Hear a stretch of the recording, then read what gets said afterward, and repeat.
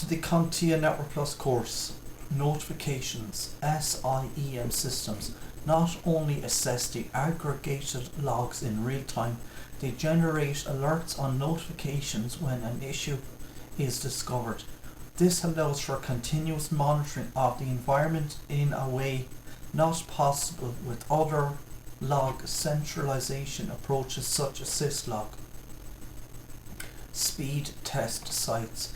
Speed test sites are especially helpful for testing the bandwidth of your internet connection. I typically use Speakeasy's speed test.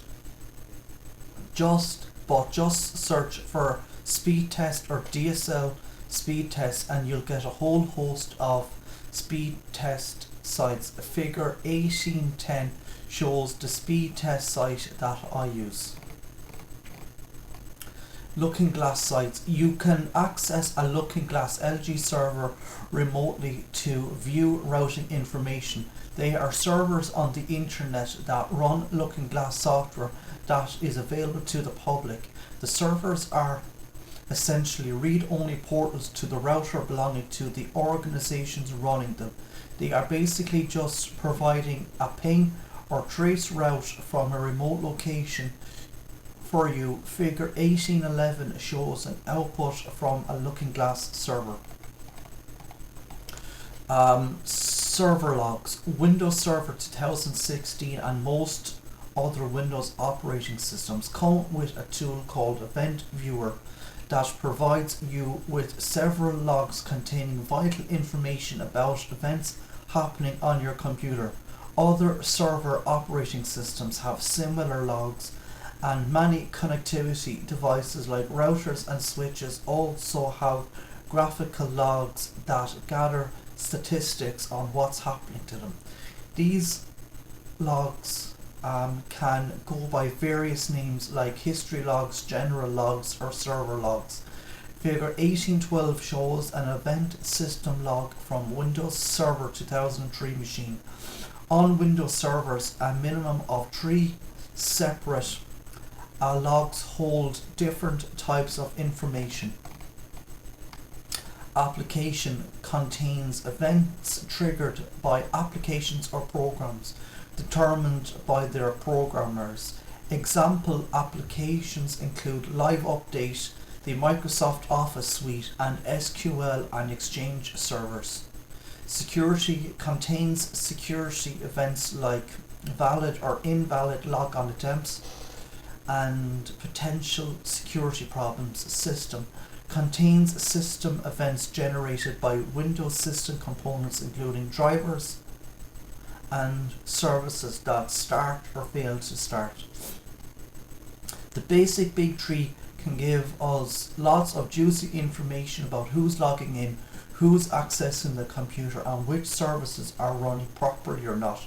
If you want to find out whether your dynamic host configuration protocol DHCP server started up and its DHCP service properly, just check out its system log, because the computer depicted in figure 1812 is configured as a domain controller. Its event viewer serves up 3 more logs: directory service, DNS server, and file replication service, for a total of 6. Windows 2000 Server and Windows Server 2003 came with System Monitor, another graphical tool used to create network baselines, provide performance logs, and identify bottlenecks. Windows Server 2008 R2 offered an optional monitoring and optimization tool called System Center Operations Manager 2010. Utilization. Wired and wireless analyzers can show you the bandwidth used on your network segments or wireless area. There are tools to help you find the stats on storage, network, device, CPU, and device memory for your servers and hosts. For example, if you have a Mac, you can use the built-in activity monitor, which provides the CPU usage, memory statistics, energy used by the applications, disk usage, and network bytes sent and received as shown in figure 18.3. In addition to utilization, information for your hosts, servers, networks, and so on, you need information about the wireless channel utilization on your network. To get it, you need to use a wireless analyzer, which I've already discussed. The wireless analyzer in figure 18.4 is showing channel utilization. Notice the thresholds, notice the three channels 1, 6 and 11 are in use. Identifying hardware tools. A great example of when the hardware tools and testers I'm about to cover would come in really handy is if you're dealing with failed fiber links between structures. As a system administrator running a network which is a server, routers and switches, it's entirely possible you will never find yourself in a situation that calls for these tools. But if you're in network design or field that requires installing cabling, then these hardware tools are going to be really valuable to you. Unlike the software tools we've just talked about, none of these goodies are free, but they come in a variety of flavours that run the gambit for real bargains. Some of them can indeed free you of thousands of dollars. Cable testers are the most widely used hardware tool in today's LAN, so let's start with them. Cable testers. The best way to deal with a faulty cable installation is to avoid the problem in the first place by purchasing high quality components and installing them carefully. Still, this isn't a perfect world. No matter how careful you are, problems are bound to arise anyway. The tools I'm going to cover can be used to test cables at the time of their installation and afterward, and when you need to troubleshoot cabling problems. Cable testing tools can range from simple, inexpensive mechanical devices to elaborate electronic testers that automatically supply you with a litany of test results in an easy to read pass-fail format. Figure 18.15 shows an example of an inexpensive cable tester for twisted pair wiring testing.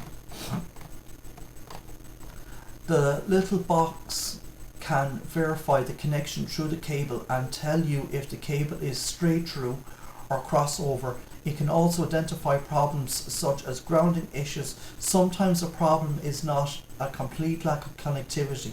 Sometimes performance is slow, which can lead to a cabling issue that a cable tester can identify. The tool is as cheap as they come. Let's focus on the types of tools available for both copper and fiber optic cable testing. This is not to say that you need all the tools listed here. In fact, I'll try to steer you away from certain types of tools.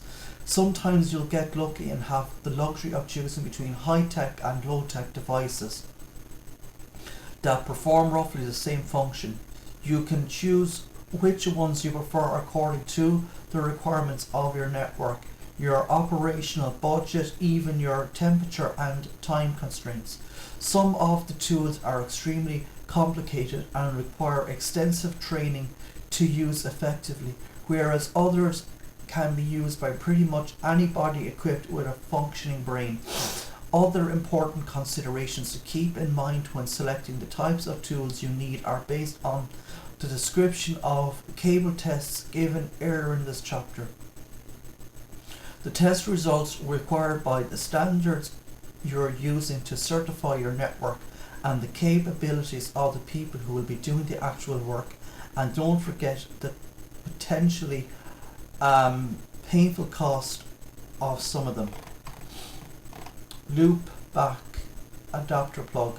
A loopback test is a diagnostic procedure in which a signal is transmitted and returned to the descending device after passing through all or a portion of a network or circuit. The returned signal is compared with the transmitted signal to evaluate the integrity of the equipment or transmission path. A computer needs a loopback plug that is inserted into a port in order to perform a loopback test. Loopback plugs are made for both Ethernet and fibre applications. Figure 1816 shows an Ethernet loopback plug and figure 1817 shows a plug for fibre applications.